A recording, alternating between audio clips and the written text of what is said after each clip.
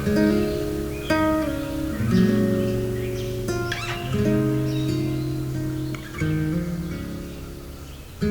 friends, Elizabeth here from Plant-Based Bride, back again with another video. And today I'm setting up my bullet journal for April with a springtime cottagecore inspired theme. The ground is still covered in snow where I live, but I'm losing patience for winter, I must admit. So I'm using this as an opportunity to put some springtime vibes out into the ether in the hopes that it'll come back to me with the snow melting and springtime actually arriving.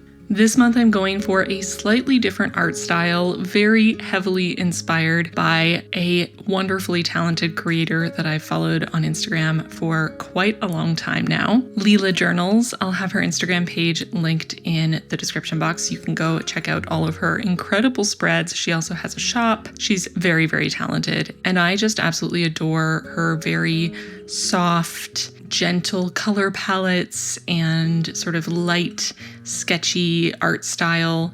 It's really beautiful, it's really lovely and sort of whimsical.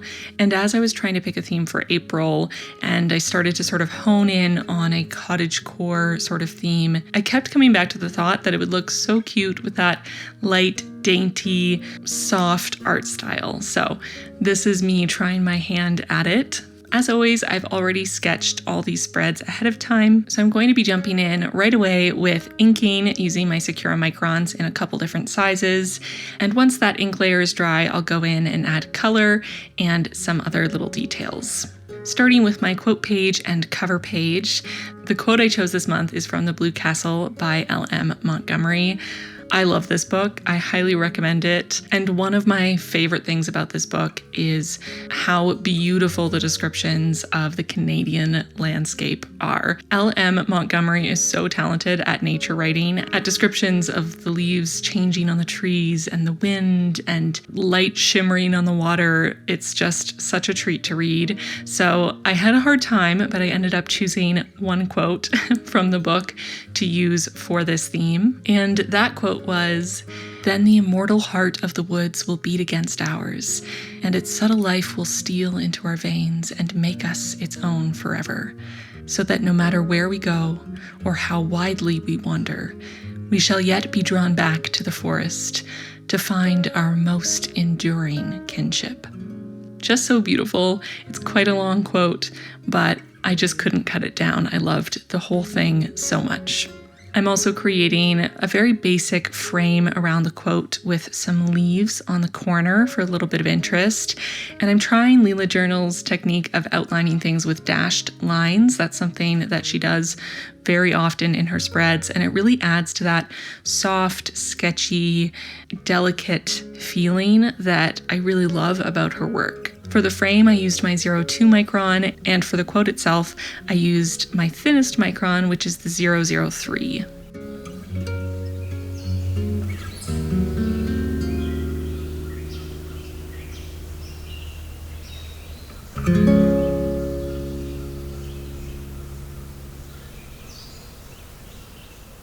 I also created a frame on the cover page with a slightly different shape, but mirroring those elements from the first frame so that they kind of go together even though they're different. So starting by drawing the ribbon here, and I'm using my 02 micron for a bit of a bolder line, but still using that dashed line technique that I'm using throughout this video. And then going in with my 003 nib, the really fine nib, to add some shadows and details to the ribbon to make it look more three-dimensional. I'm also using the 02 nib to write April 23 on the ribbon.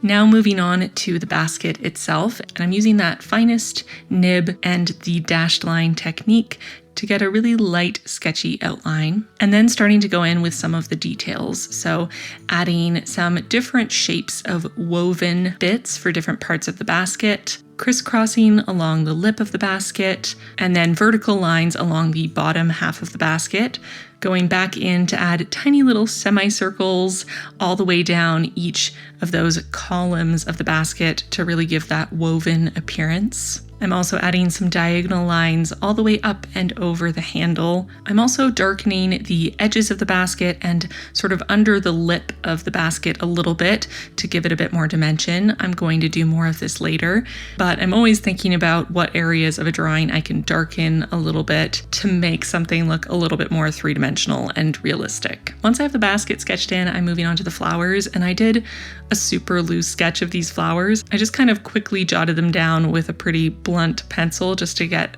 an idea of sort of where certain aspects would go. But now that I'm going in with my fine nibbed micron, I'm getting more into the details.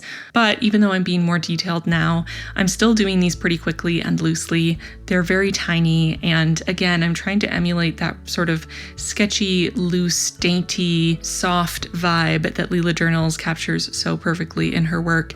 And for me, I felt like I was more able to do that when I was a little bit looser and quicker about drawing some of these smaller details, rather than taking too much time to make them too perfect or too well thought out. So I'm doing a mix of different types of flowers, and as I've mentioned in past videos, I am awful at identifying different plants or flowers.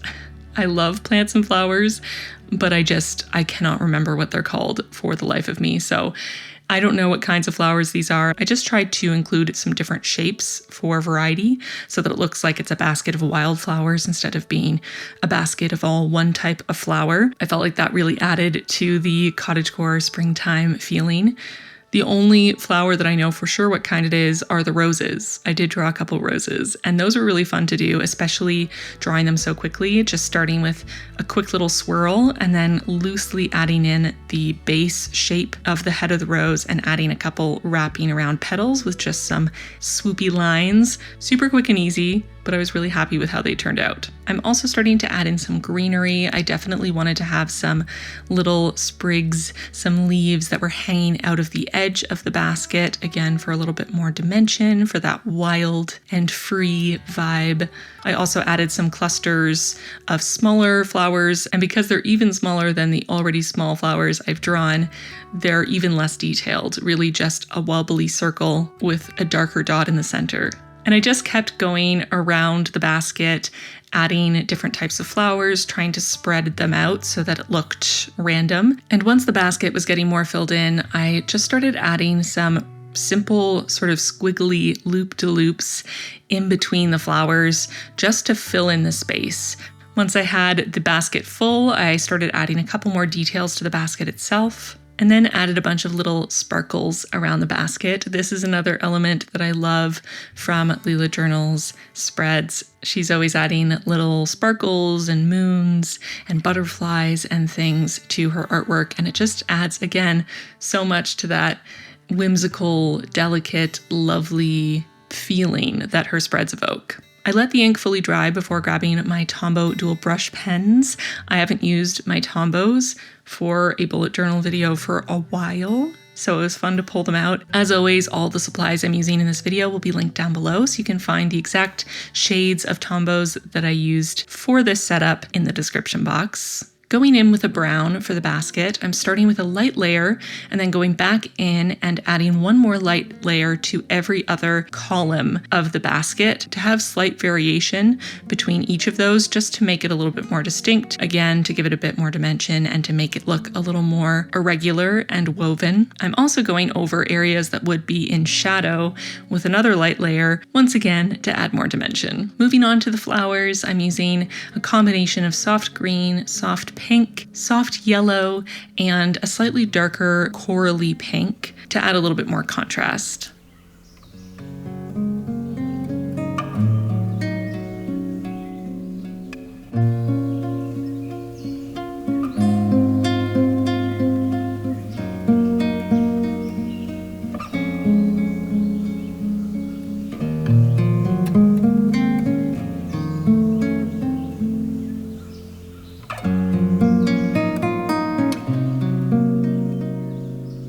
I'm using the same green and yellow to fill in the little leaves on the frame and the sparkles. and then going in with a beige Tombow to fill in this ribbon and going back in over the areas I want to be darker, one light layer at a time until, again, how many times can I say it in this video?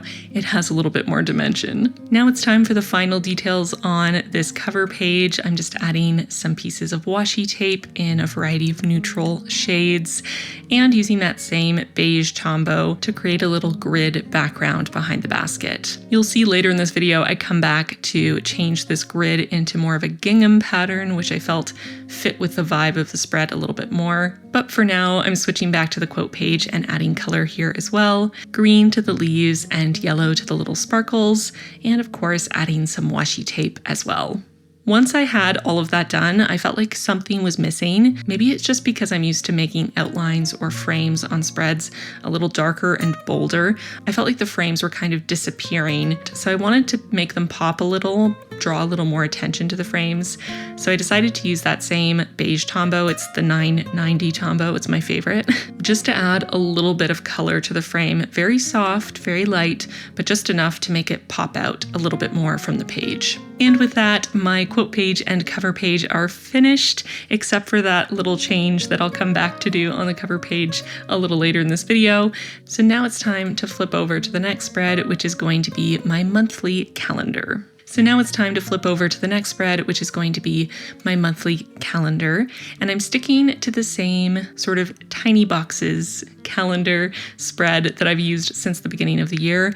Y'all know me, sometimes I just get into a mood where I really like a certain type of spread and I just want to do it over and over and over again. And this calendar for me is one that I want to do over and over and over again. I did switch it up a little bit by using that sort of soft dashed line technique for the days of the month instead of going with solid lines. And I'll be adding a tiny bit of color as well. Moving on to the art for this spread, I really wanted to do a super whimsical granny core teapot and teacup for this spread. So I found a bunch of different images of teacups and teapots and tried to combine some elements to make something whimsical enough to potentially exist in Alice in Wonderland. Starting again with my Sakura Micron, the 003 nib for the outlines, and adding a little doily inspired background for the header on this spread with a little tea bag on the corner. I definitely wanted the teapot and teacup to be floral, and I found an image of a teacup that I felt had the perfect vibe, so I loosely inspired the floral on that photo of a teacup that I found with pretty pink flowers and green leaves.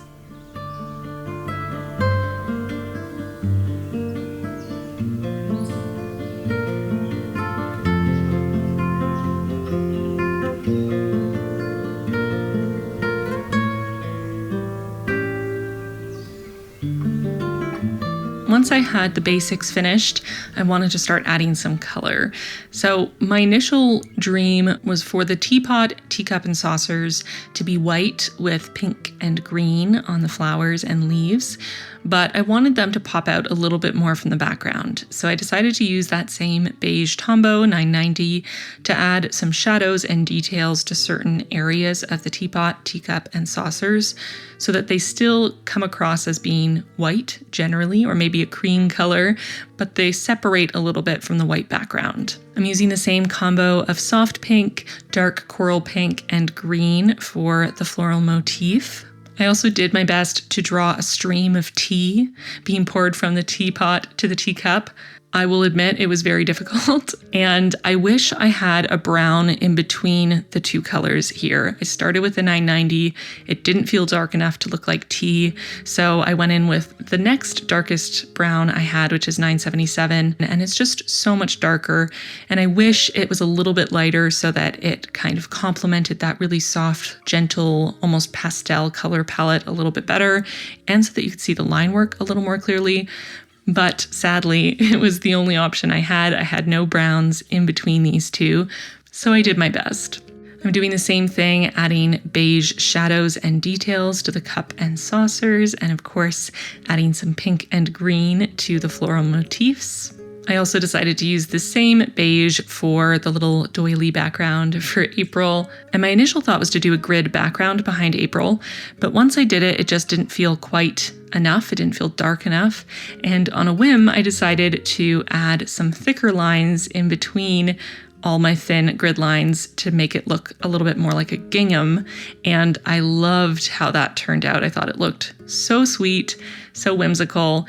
And that's where the gingham idea started. And I ended up adding gingham in quite a few more spots. I wanted to add a little something to this spread. It felt like it needed a little bit more. So I ended up adding 2 squares, one behind the teapot and one behind the teacup, that I could fill with a gingham pattern as well. And I'm really glad I decided to include these because I just think they add that finishing touch to the spread.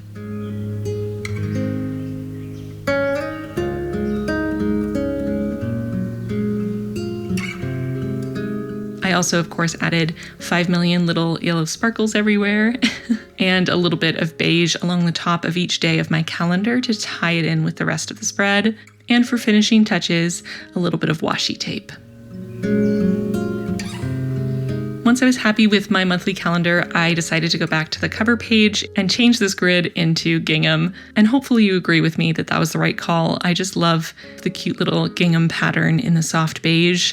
It gives me all of the springtime picnic blanket vibes. Moving on to the final couple spreads of this setup, which are going to be my weeklies, starting by cutting out the tabs for each weekly. And I'm doing the same layout that I've used for the last couple months, with a couple little alterations stylistically or aesthetically so that it ties in with the rest of the theme. The left side of the spread will be a master work to-do list for the month, and the right side is a master personal to-do list for the month.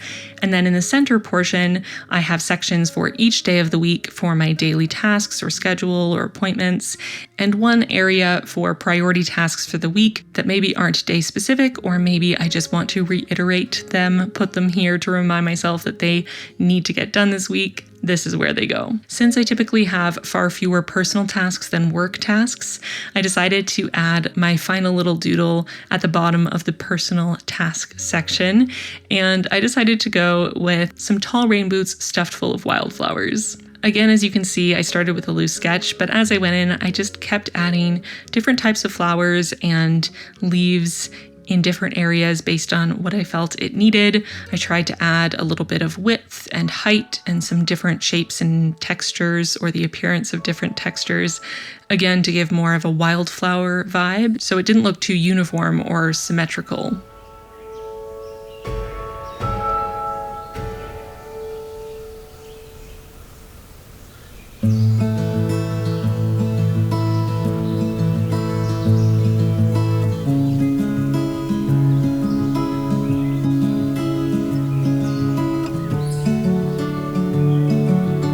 Once I was happy with my wildflowers, I added in a bunch of sparkles, and I decided it would be fun to make the tabs themselves gingham to tie in with the rest of the spread, as well as to create little frames for the work and personal headers and make those backgrounds gingham as well. Now that the ink's dry on my little doodle, I'm going to add some color. At first I thought of making the rain boots a dark green, like a hunter green, but I just felt it would be a little too dark for this whole theme. Everything is so light and airy color-wise.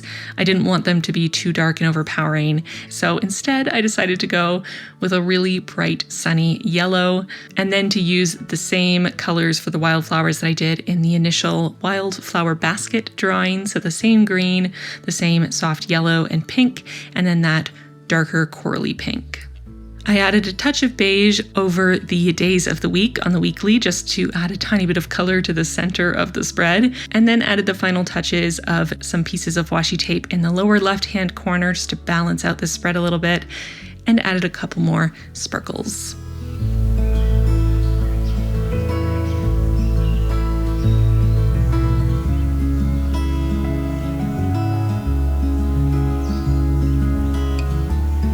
And that brings us to the end of this video. So I'll do a quick little flip through of all the spreads. You can see I love how cute and whimsical and happy these spreads turned out.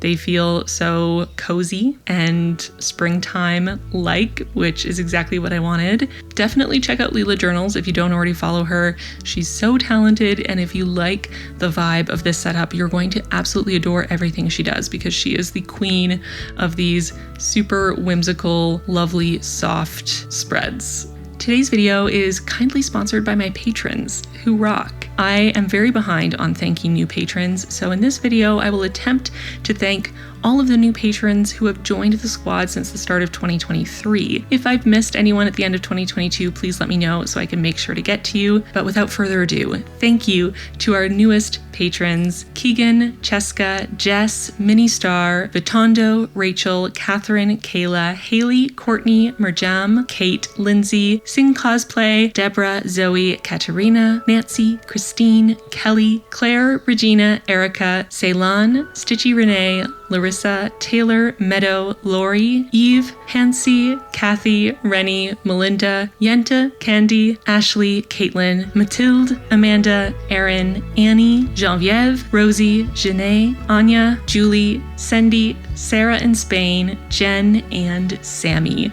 Welcome all of you to the squad. I'm so excited to have you. If you at home want to join the squad, feel free. There's a link in the card and in the description box down below. All patrons, including the $1 tier, get a printable of my cover page every single month, and the $3 tier and up get at least 3 printables from each monthly spread. Thank you to my patrons. I could not do this without you. And with all of that being said, I'm gonna get going. Thank you so much for watching this video. I hope you enjoyed it, and I'll see you really soon in my next one. Bye, friends.